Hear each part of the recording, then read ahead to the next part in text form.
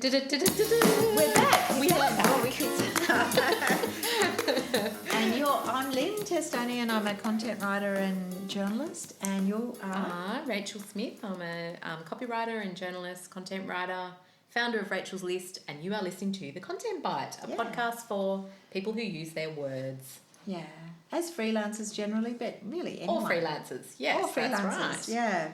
So today we are talking about something that we get asked about a lot. Is doing social media for clients worth the hassle? Yes. As an income stream. And Rachel's way better at this than me. So really. She does a lot more social media than I do. I do bits and pieces, but you do a lot more. And you've been doing it for longer. Well, I do social media for Rachel's List. So I have to do that for Rachel's List. But I also do social media for a regular client. But I'm not at all what you would call a social media manager or anything like that.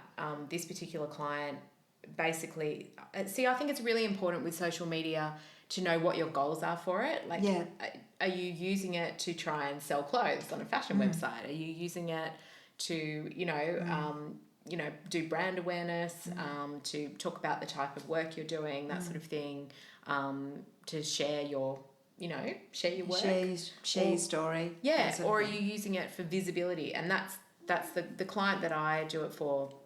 They just want to be visible online.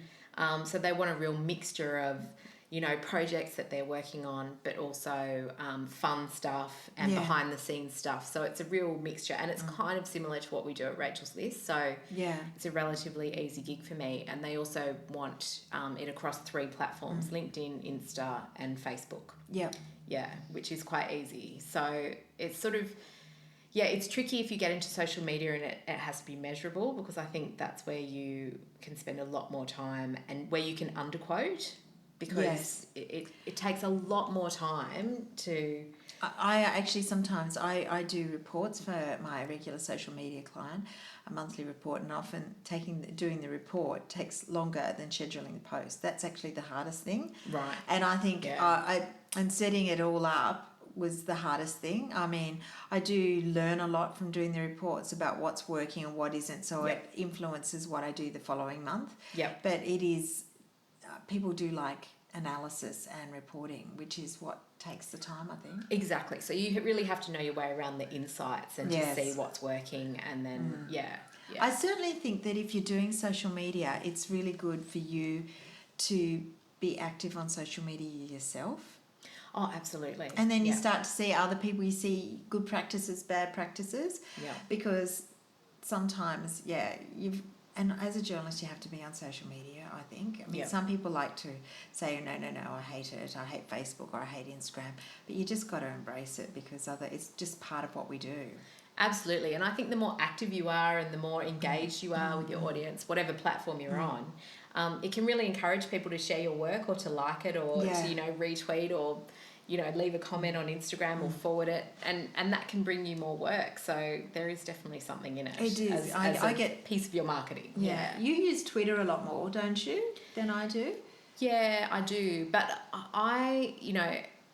I'm really big on pre-scheduling a lot of it and then dipping in at different times to keep the engagement high. But and when we did the visibility masterclass, we had Brooke McCarthy from Hustle and Heart who spoke, and she was saying, I think she was talking about people that do social media on the fly, and it literally is falling like down a rabbit hole. So she's very big on being organised and having systems in place, and I am too. I just think there's no way. Oh, really? I'm so surprised. I don't know where you're going with that. Anyway. So that's why I find it hard, because I'm so much more on the fly, and I do tend to just do it. And I find as a strategy for clients, I find it hard because I'm not like that. Yeah, I think I think it's really tricky, because we talked in a previous episode about working for small businesses and how they're so busy, and often they'll just throw something at you and you just kind of have to run with it. And social media can be a bit like that. So I'm trying to be really strict with the client that I do it for regularly. We have phone conversations, we talk, because they will do things like they will go to conferences for their clients and bump in and out. So they do like point of sale stuff, and they do lots of marketing, they do lots of promotional items. So I will find out what they're doing for the next 3 months. Where are they bumping in and bumping out? You know, what do we need to talk about and promote according to their business? But also, what are they liking? What are they hating on social media that I've done? And they never say that they hate anything. They're just, you know, they love a mixture of everything. But it's really good to have that sort of work in progress chat either once a month. I think once a month is good. Yeah. And then you can plan out what you're going to do. So you use Trello because you love Trello. Yeah, Trello has all these little things which you can. It's got like little add-ons. I think they call them power-ups or something. Yeah. And you can have a certain number of power-ups on Trello before you get into a paid plan. So if you're on the free plan, say you could have one power-up and you might use the calendar. Yeah. So you could potentially plan out a month's worth of social. But there are heaps and heaps of downloadable social calendars that you can download for free and plan out your social that way. Or you could do it using Google Calendar, which will actually alert you when things need to be posted. Yeah. But the way that I will do it, I use a mixture of a Trello board where the client can throw things up there and I can throw things up there. It hasn't really worked much for them because they just forget about it and they're not online savvy, so they don't care really. So it's more about me prompting them and then creating the posts and that sort of thing. But the other thing that I do is I create notebooks in Evernote for each client. And so I will add things and then I have like, you know, alerts coming to me from Google and stuff like that. And I'll add things to the notebook and then plan it ahead for the month of things that need to go on LinkedIn for the client because I'm the ghostwriter for them, and things that can go across Instagram and Facebook and also their company page. So I sort of have a rolling plan, which isn't as organised as I would like it to be, but it's because this particular client is a little bit more ad hoc. Yes. And so we plan a few weeks in advance rather than months in advance. And I think the more that you can plan in advance, the easier a social gig will be. Yeah. And, you know, and I also love things like Buffer and Bulk Buffer, which is an add-on to Buffer, where you can download a little kind of notepad template and add in all your links. Say that you were doing Twitter for a client and then you can bulk buffer them in at prearranged times. Yeah. And that's really, really useful as well. But I you mean, like Canva, don't you? Well, I use Canva just because I'm not a graphic artist and they've got all the measurements and everything. So when I do Instagram posts, Facebook posts, and I do different ones for my clients. So sometimes it's just a post with a nice image and a bit of background. Sometimes it actually links back to their site, depending. I do a mixture. And you can get a template for everything. And then also you can actually do a Facebook post and then resize it for Instagram, which I quite like. And I think Canva is ideal for people who aren't graphic designers. Like me. Yeah. So you sort of know when something looks good, but it gives you all the tools, I think, and it's quite good for social media. You use it a lot, don't you? I use Canva heaps. Yeah, both for Rachel's List and for clients and stuff. And I love the fact that you can do one post but then resize it for all the platforms. Yes. That saves a lot of time, But I think something that people always ask me is how many, and we've got this on our pay rates report, you know, how many posts can you do in an hour or how many posts can you do in a day?